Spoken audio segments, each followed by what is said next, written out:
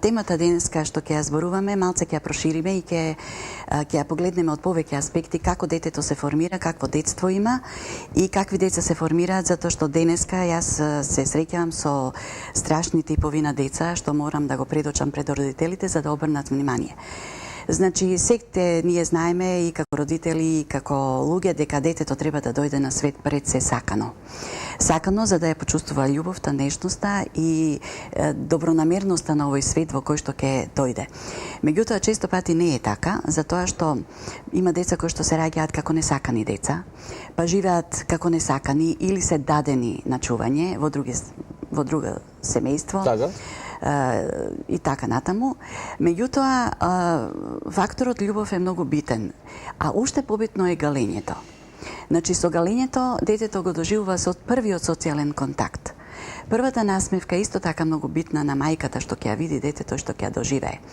Така да кај него ќе се создаде представа за надворешниот свет. Сега, кога мајката си го гледа детето онака како треба е во ред, кога ќе се вклучат други фактори, да кажеме баби, дедовци и други членови од семејството, и тие имаат свое влијание. И тука сакам да посочам дека пораките и забраните кои што родителите ги даваат во процесот на воспитувањето, односно онака како го програмираат своето дете, се битни, но пораките и забраните од бабите и дедовците се многу појаки. Затоа што разликата е многу поголема и едноставно детето, родителот го доживува некогаш како притисок, а бабата и дедото ги доживува како заштитник. И кога баба и дедо ќе кажат нешто, детето поблагопријатно го доживува сето тоа. Понатаму, како детето ќе се формира, многу зависи од типовите на родители. Значи, јас имам во моите трудови напишано околу 37-8 типови на родители и сега не е sejedno дали е родителот добар родител или е добронамерен деспот. Затоа што кога е родителот добар родител, условува еден тип на дете.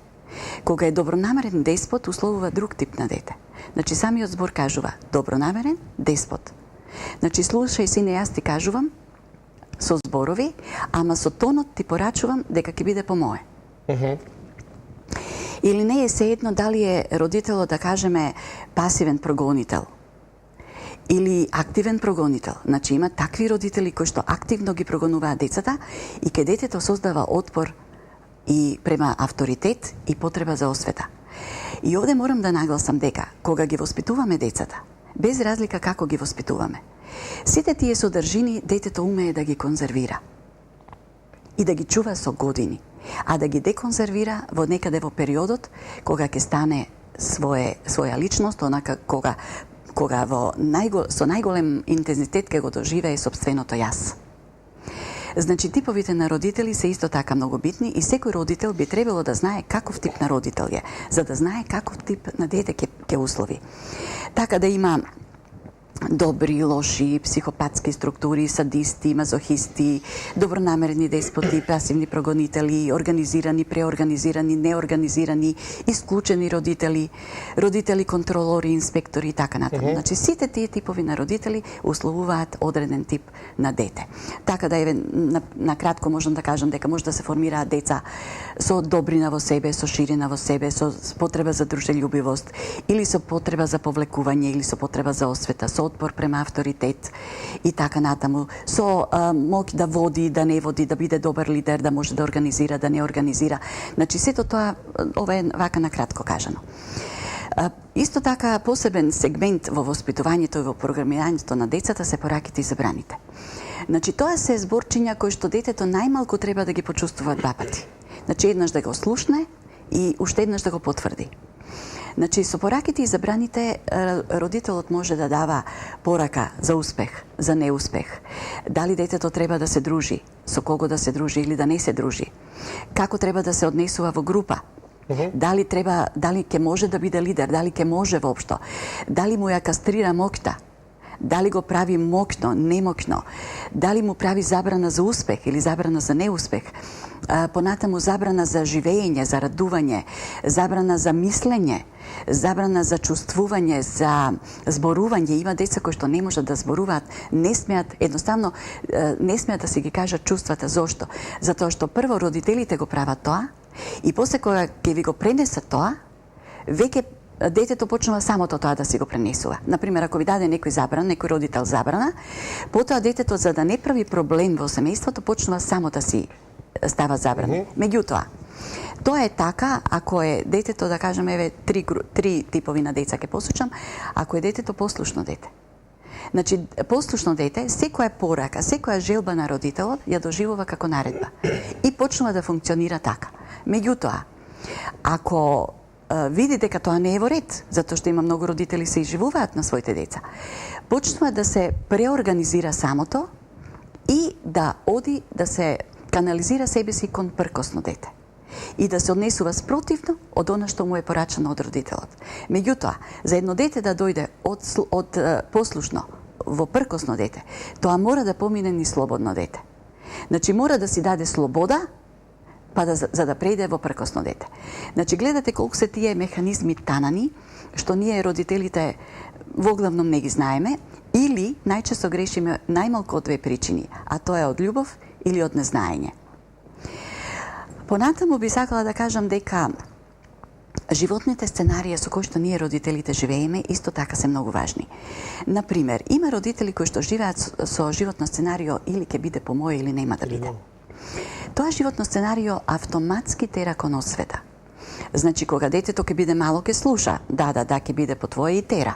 Меѓутоа, кога ќе дојде некаде во пубертет и кога ќе дојде до она собствено јас, кога ќе го почувствува собствениот селф, она што го нарекуваме, кога ќе изгради свој селф концепт или концепт свесност за себе, почнува да се однесува спротивно од она како што му е кажано и почнува и тоа да функционира така. Чекај да видиш дека може и по мое, односно само по мое. Или има родители кои што функционираат со животно сценарио, па што? Значи, кога родител ќе вика, па што? Па што? Детето му вика, па чекај, ти пиеш, правиш проблем овде, па што? Или се однесуваш како не треба, трошиш многу пари, целата плата ја трошиш. Значи, детето му кажува. Родителот вика, па што? Почнува и детето така да функционира. Чекај да видиш како можам јас, па еве да видиш што значи тоа, па што? И такво дете се канализира кон, да кажам, асоцијално или антисоцијално однесување, кон криминогено однесување, кон психопатски модели на однесување. Значи, не дека детето ги има тие содржини, него и покрај тоа што може да ги има како генетски материјал, тоа може да ги синтетизира во текот на живењето како поттик од она како било воспитувано од родителите и да почне да прибегнува да се формира себе си, односно да се само воспитува, само програмира тоа како што сака тоа да биде. Исто така многу родители функционираат со чувството на победник. Сега убаво е тоа затоа што со тоа чувство на победник се поставуваме над проблемите, над тешкотиите, над фрустрациите, над некои содржини кои што се тешки да ги поднесеме. Меѓутоа, не е убаво кога еден родител ќе функционира како победник дури и кога губи. Значи, такви родители ги канализираат своите деца кон губитници за да им покажат на родителите дека дури им покажуваат, еве ти се осветувам. Еве како пример ќе ви посочам, значи имаше едно дете кое што дојде до последниот испит на медицински факултет, не сакаше да го заврши. И јас го прашувам зошто, вели сакам да ги казнам, зошто? Па цел живот ми велеа, ајде тури една шеска во индексот и откачи го тој испит. И сега детево ставаше десетки во индексот, значи испитите ги положуваше со десетки, со деветки. Значи тоа цело време додека студирало како студент на медицина било понижувано. И сега кога дојде до последниот испит, рече јас ќе го положам, јас кога ќе одлучам. Значи сакам да ги казнам за тоа што ме понижуваа. Сега родителите ништо лошо не мислеле, ајде тури една шеска да го откачиш испитот, мислам што побрзо да го завршиш факултетот. Меѓутоа, со тоа го понижувале интелектот на детето, моќта на детето, капацитетот. Така да, сакам да кажам дека многу деца, кога се потиснувани заради овие пораки, функционираат како до тогаш додека имаат капацитет. После, како да го губат тој капацитет и почнуваат да тонат. Се разбира дека во сите тие деца има деца кои што имаат континуиран интелектуален и енергетски и емотивен капацитет да го истераат тоа сето. Меѓутоа, исто така зависи и од тоа колку се тие поттикнувани со едно зборче кое што ние во трансакционата анализа и терапија го обработуваме, а тоа е зборчето ајде. Значи има родители кои што постојано им викаат на децата ајде, ајде, ајде. Сега, ако е тоа добро дозирано, има функција на поттик. Ако е предозирано, има функција на електрода. Значи, кога на детето ќе му речете ајде за нешто што може да го направи, тоа со радост ќе го направи. Меѓутоа, кога детето кога тоа ајде ќе биде прејако за детето, за моќта и капацитетот на детето, детето го доживува како електрода, како струја да го фаќа. И автоматски му се создава отпор. Значи, тоа се во главном оние фактори кои што се случуваат во семејството како фактори на обликување и програмирање на детето. Така, сакам да се навратам околу назад кој ги споменавте типовите на родители. Може ли да кажеме неколку примери од оние добри, например, како треба да изгледа еден родител кога станува збор за воспитувањето, за ето оние ако се препознат во една група каде што се родители кои што не се покажуваат баш како пример, да направат можеби нешто повеќе да се променат. Зборам за еден правилен развој, за тоа да вистина детето да има едно среќно детство. Да. Еве на пример, кога веќе ви интересира, добри се добрите родители. Значи оние кои што имаат добрина во себе. Затоа што има родители кои што имаат лошотија во себе. Тие родители никаде во литературата не се обработуваат како лоши родители, но постојат. Има родители со лошотија во себе. Добри се, например, доволно организираните родители. Доволно организирани. Значи, точно знаат како да се организираат, колку да го организираат детето, колку да му го пласираат зборчето ајде, за да не го фати струја. Како тоа да го обликуваат, да почувствуваат кога детето може, кога не може. Например, со тоа зборче ајде, јас знам родители кои што постојано викаат ајде денеска си на математика. Понеделник. Во вторник ајде денеска си на компјутер. Во среда ајде денеска си на кошарка. Во четврток денеска си на англиски. Во петок ајде денеска, кога се работи за девојчиња, ајде денеска си на балет. Значи тие родители или се преорганизирани па мислат и дека децата може така да бидат, или немаат сенс за детската структура, за детската природа, за детската натура. Така. Значи исто така да кажеме се добри оние родители кои што се контролори, но од дистанца. Тие родители, значи, ги контролираат своите деца, но не ги контролираат со забрани. Или, например, родители кои што им даваат забрана, но со објаснување. Зошто е тоа така? Зошто е тоа така? Има родители му вика, нема да одиш и точка. Што да прави тоа дете сега? Нема да одиш и точка. Па вели зошто? Точка и крај. Нема објаснување и крај. Добри се, например, родителите кои што се без психопатски структури, без психопатски црти, кои што немаат садистички црти, кои што имаат едноставно се добри, организирани, со сенс за детската природа, моги да проценат кога детето може, кога да се запрат. Од и родителите треба да знаат кога да се запрат, кога да дигнат рачна. Председели. Да. Така. Сега, оние претпоставам родители кои што ја гледат, може би некои од нив коментираат, па добро, не е баш се до нас и така натаму, од она ваши искуства. Секако дека не е се до родителите. Од она ваши искуства кои што го имате вие, борбата на родителите или во наводници, она што детето го добива во надворешниот свет, кога кажувам за формирањето на друштвото, влегување во нели оние кругови каде што може да се послушат како добри и како лоши примери. Кога тука родителот на некој начин, да кажем, ја губи таа битка и превладува некој друг во однос на развивањето и на неговото воспитување. Па ја губи битката кога детето ќе влезе во социјалната средина, а кога оние кои што ја превземаат како продолжение на воспитните мерки се луѓето од овие установите како што се градинки, забавишта и школи. Значи, тие личности се исто така многу влијателни, дури може би некогаш помогни, затоа што многу деца да знаат учителката вака ми кажа. Да. Значи, родителот вика вака, не учителката вака ми кажа. Значи, тоа се авторитети кои што детето исто така го програмираат.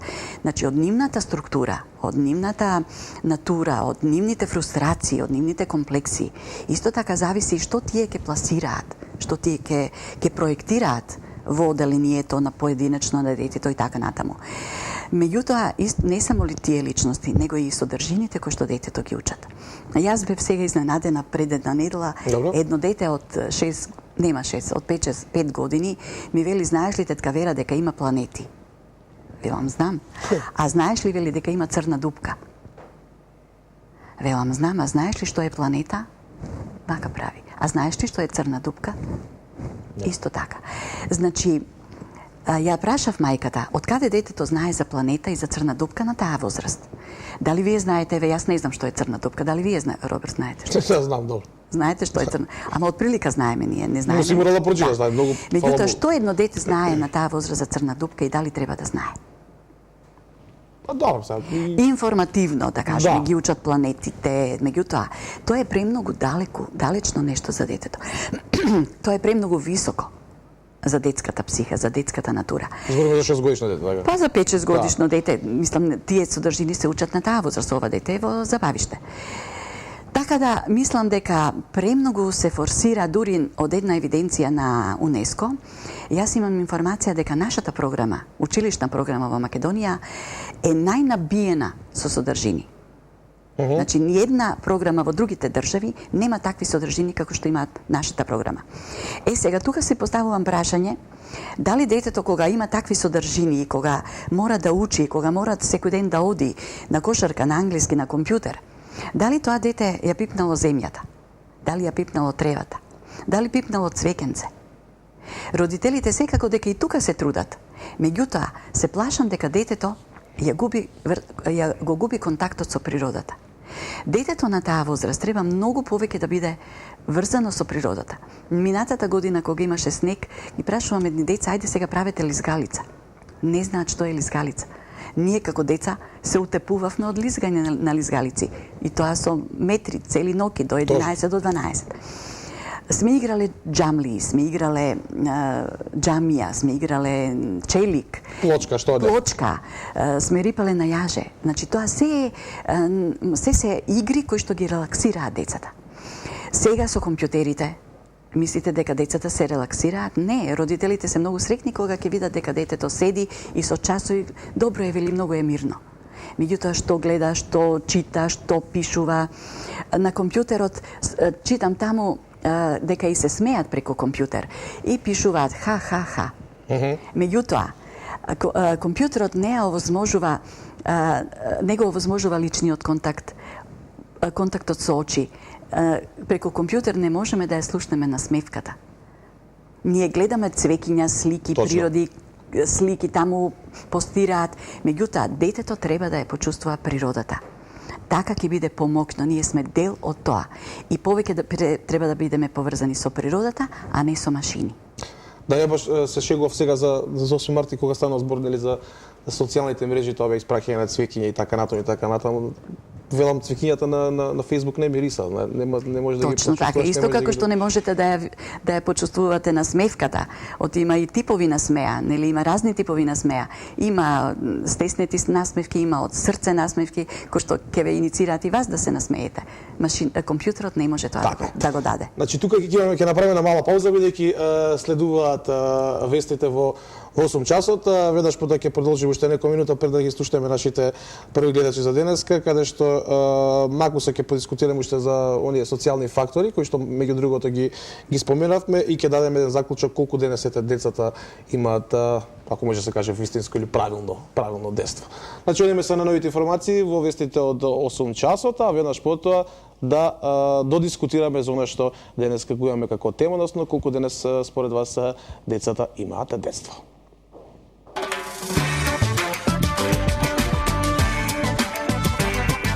Продолжуваме онаму каде што застанавме со нашата денешна гостинка, госпоѓа Вера Цуракојна, психолог, која што мислам дека трет пат овде кај нас во Здрава Македонија, ако не се лажам.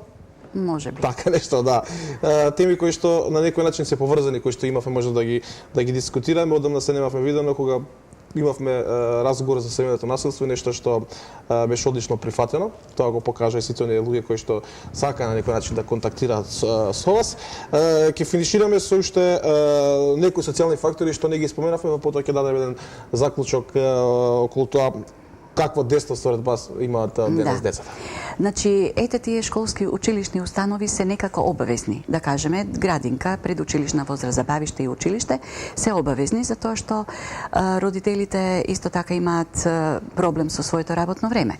Има родители кои што одат од 8 до 4 или од 8,5 до 4,5, а некои од 9 до 5. Кажете ми како тоа дете до 5 сатот, кога ако нема кој да го земе порано, ќе го издржи тоа и кои фрустрации се за детето такво седење, обавезно седење, и за нас возрастни е тоа проблем. Така. Значи, покрај тие училишни установи би ги посочила оние социјални фактори кои што не се обавезни, а се многу присутни. Тоа е компјутерот и телевизијата. Значи, компјутерот и телевизијата се едни машини, ја би рекла машинерии, пошто се толку многу развиени, што пласираат и поучни, и добри, и едукативни, но и многу негативни работи. Бидејќи зборуваме сега за програмирање на деца, ќе ги посочиме овие повеќе што се негативни работи. Значи, многу последици кои што сум ги почувствувала кај децата, кога сум анализирала зошто и како, или кога сум прашала некој дете каде го виде тоа, од каде го научи, ми рече од телевизија. Каде? Од филмовите. Значи, телевизиите, покрај тоа што сакаат да бидат многу забавни и интересни, бидејќи се 24 часа присутни во нашите домови, секоја телевизија мора да внимава на потомството на нашата држава, па и на другите деца. Значи, нашите деца се потомство. Какви деца ќе се формираат, такви возрастни ќе имаме, таква иднина ќе имаме, таква јака држава ќе имаме, таква политика ќе имаме. Ако едно дете сега е оптеретено со тоа, кој ќе победи на изборите од 5-6 години, кажете ми како тоа дете ќе чувствува радоста на живеењето кога гледа борба. И тоа не само борба, него во борбата за власт има и патолошка борба. Јас и тоа го гледам. Значи, телевизиите мора да водат сметка какви филмови даваат, со каква содржина. Јас еден ден седнав и гледав цел ден цртани филмови, за да видам што децата гледаат, затоа што има многу деца со последици од гледање на цртани филмови. Тоа се страшни работи и посебна приказна. Компјутерите овозможуваат многу едукативни работи, детето може многу да научи, да биде вешто во многу работи, меѓутоа таа комуникација со непознати луѓе, дури и заведување, и вчера го спомнав тоа, постојат сајбер педофили кои што ги мамат децата преку интернет, создаваат контакт и ги злоупотребуваат децата на некој начин. Значи, сите тие фактори влијаат да детето се формира од добро па до најлошо. Јас ова го потенцирам до најлошо, затоа што последниве месеци, може би една година наназад, ме повикуваат родители со проблеми кај дете, а кога ќе направам анализа, гледам дека детето се формирало со една страшна структура за возраст дете. Со жалење го кажувам ова, меѓутоа морам да го кажам за да едноставно ова ги удри малку родителите да се расвестат и да обрнат повеќе внимание. Значи, во последно време гледам дека има деца со криминогени склоности, деца со мафијашки размислувања, деца кои што се потенцијални убици, затоа што уште од сега тој вика, тој морам да го смакнам. Замислете ја таа фраза, тој морам да го смакнам. Или, например, вака ќе направам, така ќе направам, вака ќе организирам, па тој ќе го вклучам, па овој другар во тоа ќе ми помогне, па јас ќе го направам тоа, па таа група, таа тајфа, таа банда. Значи, на 6-7 годишна возраст спомнуваат тајфи, банди, групи. Тоа веќе не е природно за едно дете на таа возраст. Значи, тоа дете веќе се формира со еден ментален склоп за мафијаш. Значи, уште од сега организира, па ги согледува, па јас викам, ако направиш тоа, може тоа да ти се случи. Дури бев принудена на едно дете да му речам, па ќе одиш во затвор. Меѓутоа, затоа што кај неговиот родител го гледал животното сценарио, па што? Ми го повтори. Па што? Па што? Да. Велам, па како, па што? Па тоа не е во ред да бидеш ти во затвор. Па и тоа е за луѓе. Кој ти го кажа тоа? Татко ми. Значи, гледате како таа матрица се пренесува. Значи, се пренесуваат пораките, забраните, мислењата, речениците, сценаријата и сето тоа детето го повторува. што не е во ред. Дури сум забележала дека родители кои што забележуваат дека имаат негативни склоности и содржини во себе, се горди ако и детето тоа истото го прави. Например, родител алкохоличар, детето посакува да пие ракија и наместо да му рече немој сине, тоа не е во ред, му вика ако пробај. Значи, сакам да кажам дека родителите е крајно време да се расвестат едноставно, да се свртат кон своите деца, да ги погледаат малку со очите на дете. Затоа што многу, после сето ова која ќе се случи, многу деца во својата сегашност го живеат минатото на своите родители. Страшни примери, да. Сосема накусно, бидејќи треба да идеме со штеди реклами веднаш по сојањата. Според вас и вашето искуство и она што денеска го работите, колку децата денеска може да кажеме дека имаат детство? Па се прашувам дали имаат воопшто детство, затоа што се програмирани и од родителите, и од социјалните фактори. Значи, на детето не му се остава простор за самоорганизирање. Дури и роден дените, родителите им го организираат во игротеки, па им носат гловнови да ги забавуваат. Едноставно децата ги гледаат и мислите дека децата се забавуваат? Не. Забава е тогаш кога детето само ќе си создаде, само ќе си конструира, само ќе иницира, ќе размисли што да направи да се забавува. Тоа е детство, тоа е забава. Тоа е она што, ете така, можам да го накратко да го кажам. Ви благодарам многу за вашето гостување, за одвоеното време, што успеавме да се видиме, да поразговараме на ова секогаш, нели, интересна и прилична тема, бидејќи децата, нели, како што велат, се извор на среќа, на радост и најголемиот предизвик е всушност да создадеш знае детето кој што е пример во општеството. Знае детето кој што е најголема среќа во возрастното доба да биде најголема несреќа за родителот. Затоа велам дека родителите уште од најмала возраст треба да мислат како и што прават со децата.